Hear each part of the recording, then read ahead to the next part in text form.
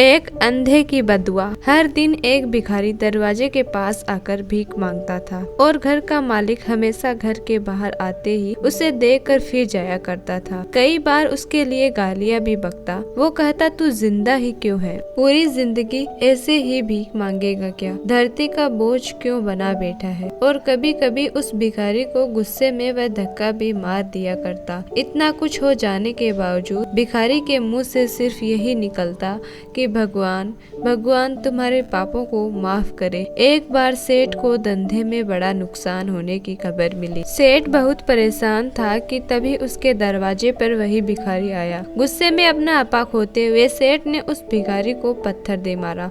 पत्थर लगने के कारण भिखारी का सर फूट गया।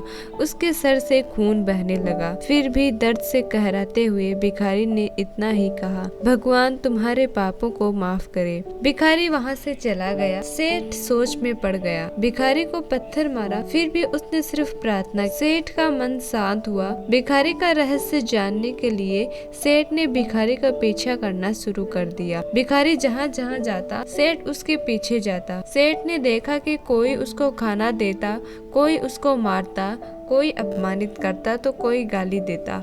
लोग भिखारी के साथ चाहे जैसा व्यवहार करते, लेकिन भिखारी सबके लिए एक ही प्रार्थना करता, भगवान तुम्हारे पाप माफ करे। अब रात होने को आई थी। भिखारी अपने घर जाने के लिए लौटा। वो अपने घर पहुंच गया, लेकिन सेठ अब भी उसका पीछा ही कर रहा था। एक पुरानी टूटी हुई खटिया पर एक बूढ़ी औरत लेटी हुई थी। काफी कमजोर और बीमार लग रही थी। वह भिखारी की पत्नी थी। वह पति को वापस आता देख वह खाट से उठ खड़ी हुई। पत्नी ने अपने पति के भीख वाले कटोरे में देखा, उसमें सिर्फ आधी बासी रोटी थी।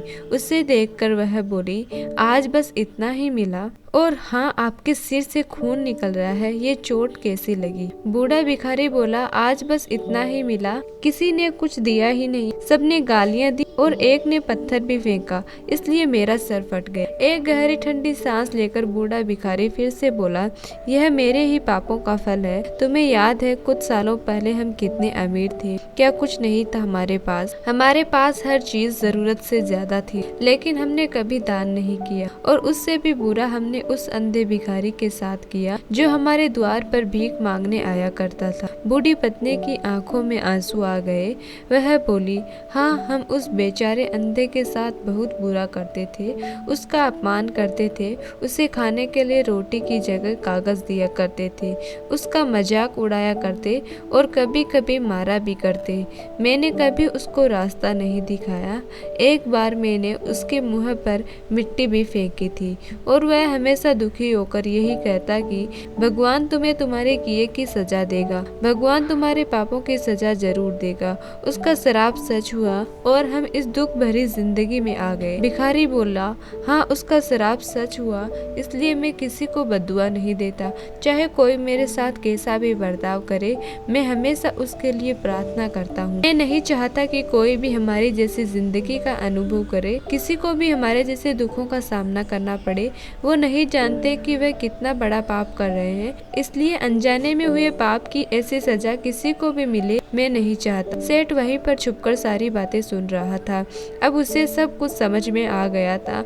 भिखारी और उसकी पत्नी ने वह आधी रोटी मिल बांट कर खाए और भगवान को धन्यवाद बोलकर सो गए। अगले दिन वह भिखारी फिर से भीख मांगने गया। सेठ के घर के पास जाते ही सेठ ने पहले से गर्म रोटी उसके लिए निकाल कर रखी थी। उसे देते हुए सेठ विनम्रता से बोला, माफ कर दीजिए बाबा, मुझसे बहुत बड़ी गलती हो गई। बूढ़ा भिखारी बोला, भगवान तेरा भला करे। इतना कहकर वह आगे निकल गया। इस कहानी से जो सीख लेने लायक यह है कि आदमी चाहे किसी के बारे में बुरा कहे या भला करे, लेकिन भगवान सिर्फ कर्म के हिसाब से उसको फल देता है। क्या हुआ अगर भगवान नहीं दिखता?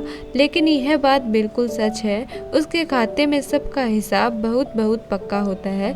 इसलिए जब किसी के लिए कुछ भी करो तो अच्छा ही करो। दोस्तों, मैं आशा करती हूँ कि आपको ये कहानी अच्छी लगी होगी।